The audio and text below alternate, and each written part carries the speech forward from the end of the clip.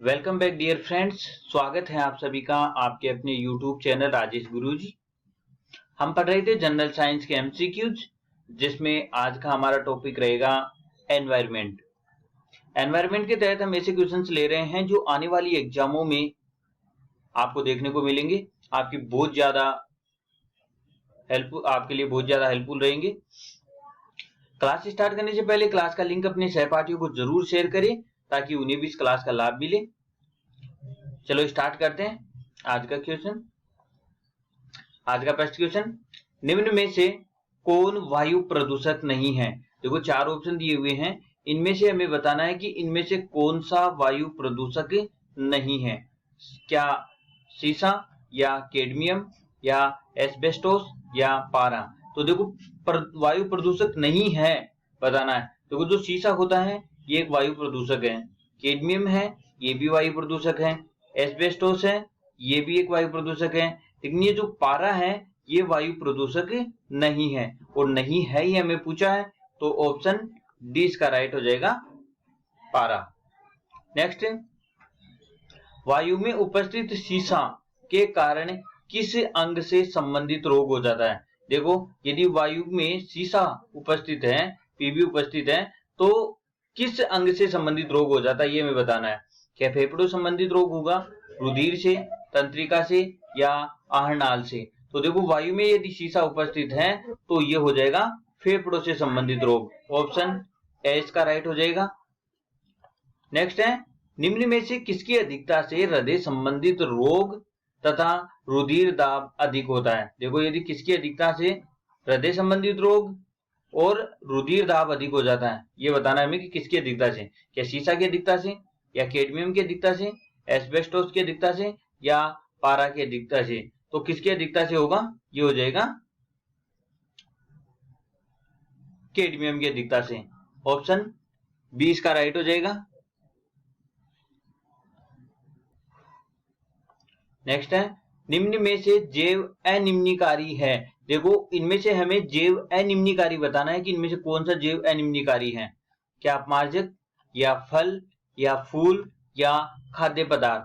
देखो इनमें से ये जो फल, फूल और खाद्य पदार्थ, ये तीनों के तीनों ही जैव निम्नकारी में आते हैं,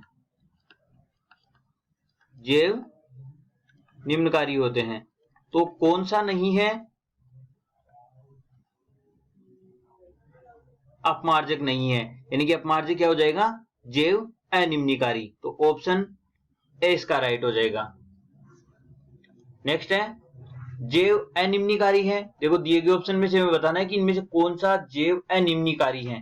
देखो प्लास्टिक, डीडीटी, सीसा, उपरोक्त सभी। तो जो जैव अनिम्नकारी है उसमें आ जाएगा प्लास्टिक, डीडीटी और सीसा, यानी कि उपरोक्त सभी, ऑप्शन डी इसका राइट हो जाएगा।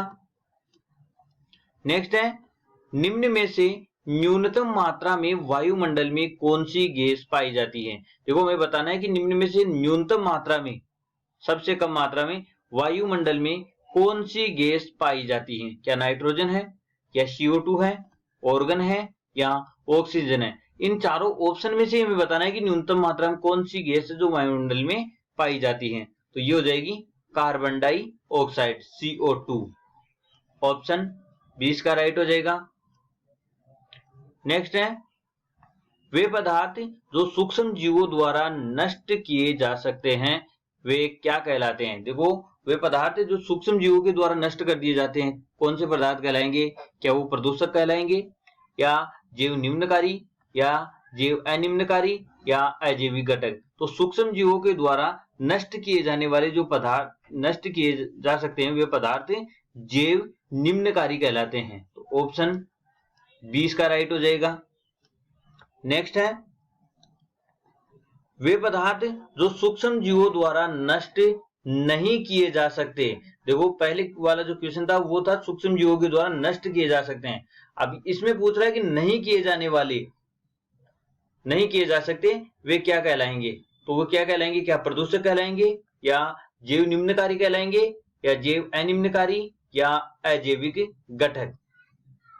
तो इसका हो जाएगा क्या बताना था हमें, सूक्ष्म जीवों के द्वारा नष्ट नहीं किए जा सकते, तो वे कहलाएंगे जैव अनिम्नकारी। ऑप्शन सी इसका राइट हो जाएगा। नेक्स्ट है, निम्न में से जैव निम्नकारी कौन है। देखो इनमें से हमें जैव निम्नकारी बताना है कि कौन सा जैव निम्नकारी है, सूक्ष्म जीवों के द्वारा किसका अपघटन हो रहा है, मल का, कागज का, मृत जंतु का या सभी का।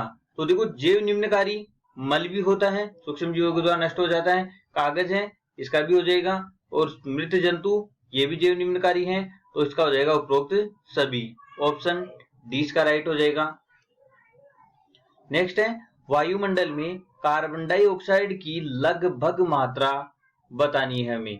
देखो वायुमंडल में कार्बन डाइऑक्साइड की लगभग मात्रा बतानी है हमें, क्या वो 3.03% है या 0.3% है या 0.03% है या 0.003% है। तो वायुमंडल में कार्बन डाइऑक्साइड की प्रतिशत जो मात्रा है वो हो जाएगी 0.03%। ऑप्शन सी इसका राइट हो जाएगा। नेक्स्ट है, वायुमंडल में नाइट्रोजन की लगभग मात्रा कितनी है। देखो वायुमंडल में नाइट्रोजन की लगभग मात्रा क्या 78.09% है या 71.09% है या 77.09% है या 77.08% है। तो हमें बताना है नाइट्रोजन की मात्रा, तो नाइट्रोजन की मात्रा हो जाएगी 78.09%।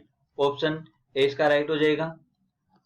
नेक्स्ट है, निम्न में से किसके कारण जहरीला पदार्थ बनने से व्यक्ति की मृत्यु हो जाती है।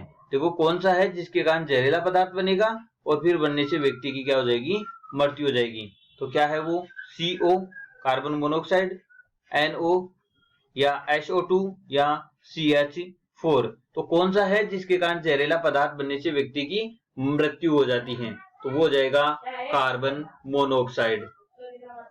ऑप्शन एस का राइट हो जाएगा।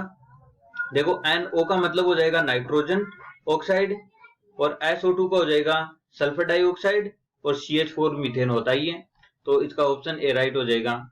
नेक्स्ट है, वायुमंडल में ऑक्सीजन गैस की मात्रा लगभग कितनी है। अब बताना है हमें ऑक्सीजन की मात्रा वायुमंडल में कितनी है, क्या 21% है या 23% या 27% या 29%। तो ऑक्सीजन गैस की प्रतिशत मात्रा वायुमंडल में कितनी है, 21%। ऑप्शन ए इसका राइट हो जाएगा। नेक्स्ट है, वायुमंडल में ऑक्सीजन गैस की मात्रा,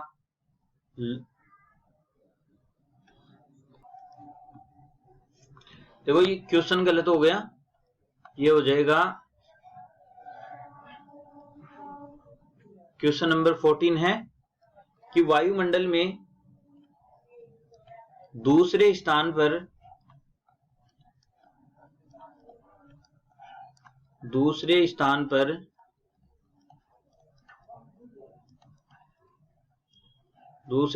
सर्वाधिक गैस कौन सी है।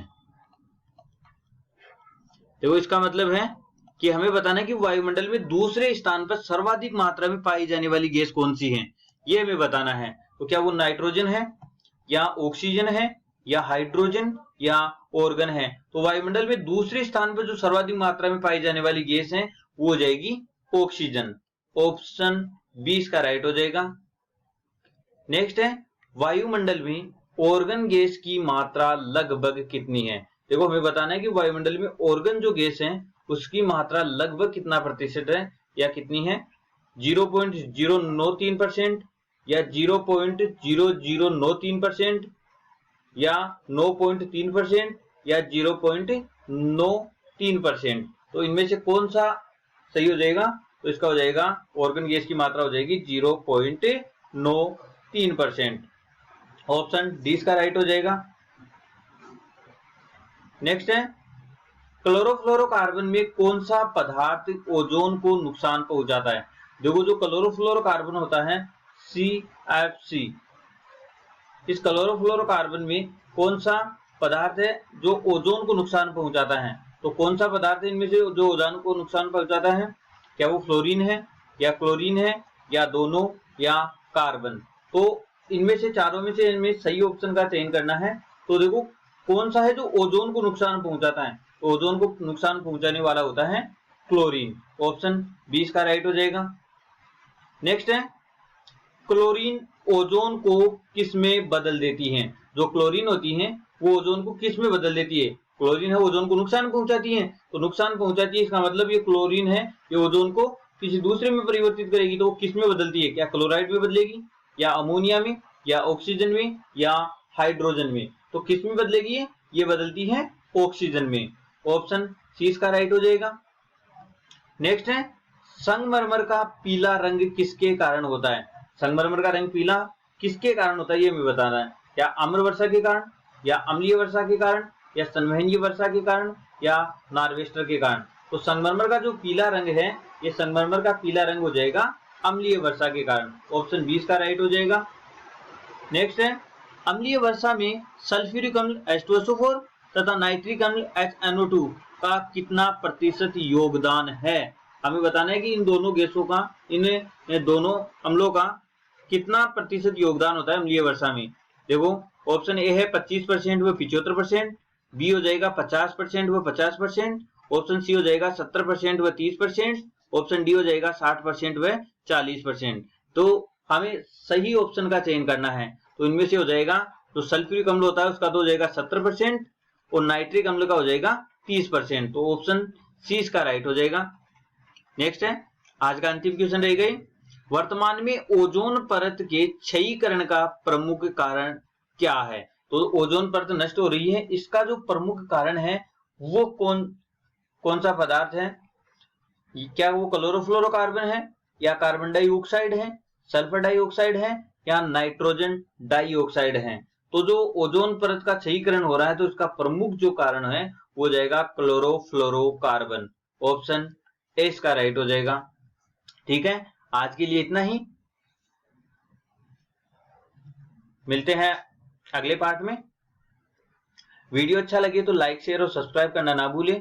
Thank you.